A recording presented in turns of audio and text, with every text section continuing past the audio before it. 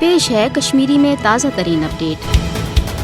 یت کن ارگاہ قابض بھارتی فوج کی طرف جوم تو اندر کال پگہ اکس نئی بیس جائے لکم چوب دین کھانا مارن یا گرفتار کرن عام کت بنیامز مگر ات ست آئہ امہ درنسپت بھارتی فوج کی طرف وز اجتماعی قتل عامک تم سانحات تہ کرنے یمن من ژھرس تو چھنس قشرس عوامس پہ لشکر کشی تحت یکوٹ درجن واد لوک شہید تو بستی تاراج آئی کرنے یل زن جرم ثابت سپدن پتہ آز تامت کنسہ مجرم فوجیس سزا آو نہ دن یم کس نتیجس من زن بھارتی فوجن خونی سانحاتن ہز اخ الگ تاریخ رقم کر مگر دویمہ طرف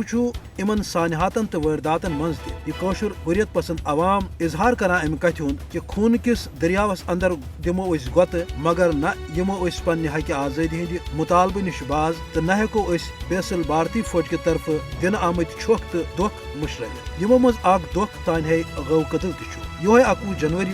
وری 1999 یل قشرو خاص طور نوجوانوں بھارتی غازبیتس خلاف لڑنے باپت میدان کارزارچ وت رٹم بھارتی فوجن چلو گو قتل سری نگر احتجاج کرن والن پہ گول یت من 50 کھت زیادہ شہری شہید تو قریباً 100 چھوکلت سپد ات درندگی خلاف قشرن ہندس سخت رد عملس روٹ کرنے باپت ہرگاہ قابض انتظامیہ یہ دعویٰ کور کہ قاتل فوجن یہ سزا دن مگر سزا میول نہ